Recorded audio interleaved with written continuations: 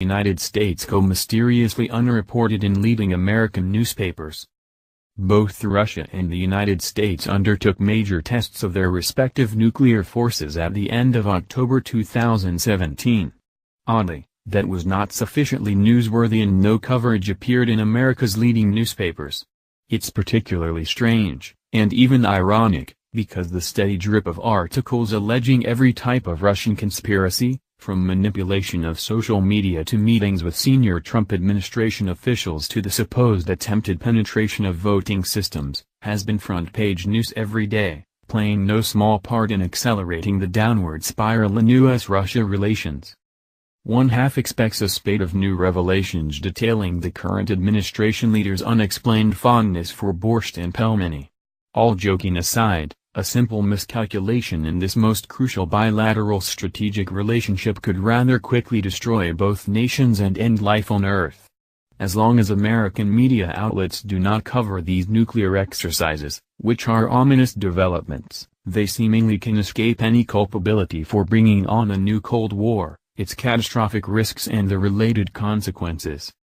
Some would prefer to suggest that cyber tensions, election interference allegations, accusations regarding nefarious activities and crises from Syria to Afghanistan to North Korea, not to mention the escalating proxy war in East Ukraine, are all discrete and complex issues demanding U.S. strategic attention, that will not, however, cumulatively lead to a U.S.-Russia nuclear showdown. But that all too tenuous assumption is belied by high-level assessments from the Pentagon, as well as these recent nuclear weapons exercises that admittedly have become quite commonplace.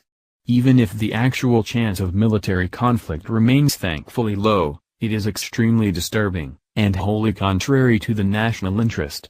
The stoking of further tensions with Moscow will cost Americans trillions of taxpayer dollars, a fool's errand if there ever was one.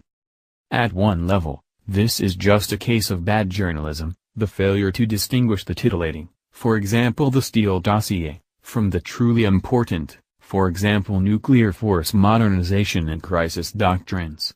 How poorly informed the U.S. political establishment is by such bad choices made regularly in the country's newsrooms is suggested, for example, by the somewhat remarkable fact that neither the New York Times, nor the Washington Post, bothered to report on President Vladimir Putin's visit to Iran on November 1 either.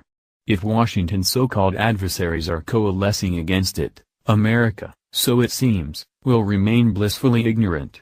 The newspaper Nezavezemaya Gazeta provided significant space to discussing both nuclear exercises. As I have done for years with my Dragon Eye column in sharing insights from Chinese press and academic writings, here I will endeavor in a new column called Bear Cave, to impart some perspective on Russian strategic viewpoints in the hopes of contributing in a small way to de-escalating bilateral tensions, which now genuinely threaten world peace and stability. The title of the Nezavezemaya Gazeta piece may itself convey some frustration with the pointlessness of the mutual show of force. Moscow and Washington frightened one another with nuclear might. In a rare bit of Russian optimism, the article observes that U.S. Strategic Command had actually informed the Russian Ministry of Defense regarding the nuclear exercises in advance in conformity to the START III agreement. As a seeming point of pride regarding Russian status, the article observes pointedly that Beijing was not so informed, since it is not a party to such agreements. Dismissing any politically correct blather of anti-terrorism doctrines for nuclear forces, this analysis suggests that in fact, both Washington and Moscow were training for an exchange of nuclear blows against one another. The Russian analysis concedes that the Global Thunder exercise organized by U.S. Strategic Command looks like a saber rattling by the Americans of a nuclear cudgel in response to Russian training and combat launches of ballistic and cruise missiles last week. In the Russian exercise, according to the article, 4 intercontinental ballistic missiles were apparently launched. Lest anyone be confused regarding the payload, the article explains these missiles are intended to carry nuclear warhead payloads. 3 missiles were launched from submarines, both Northern and Pacific fleets, while the 4th was a Topol rocket fired from the Plesetsk Cosmodrome.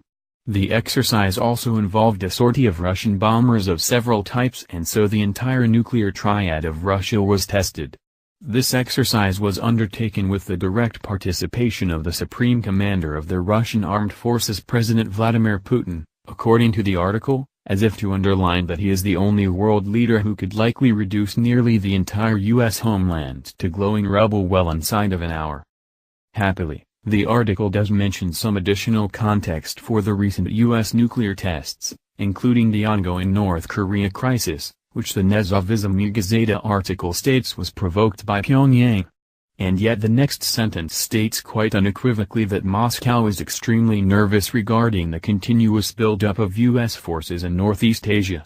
That point raises yet another cost of the new Cold War. In addition to the risk of catastrophic war and enormous resources wasted on military rivalry, we may add the further escalation of regional conflicts, whether in the Middle East or Northeast Asia, that have resulted from deepening mistrust among the great powers, which now seem more interested in the concept of relative gains, vice genuine conflict management.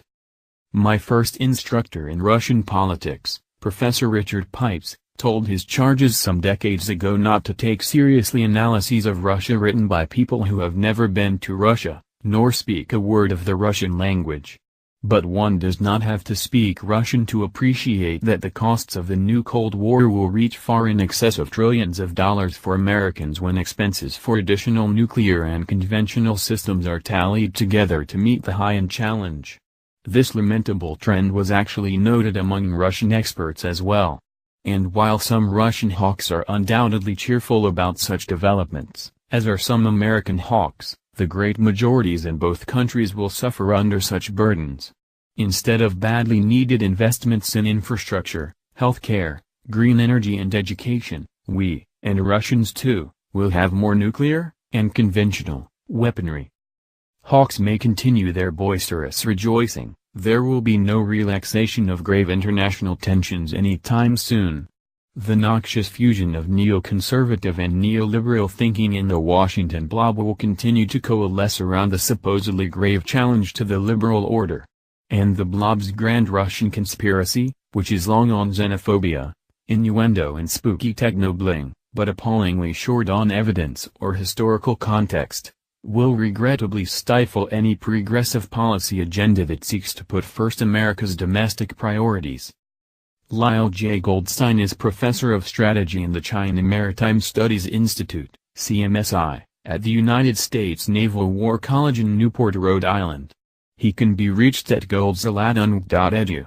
The opinions in his columns are entirely his own and do not reflect the official assessments of the U.S. Navy or any other agency of the U.S. government.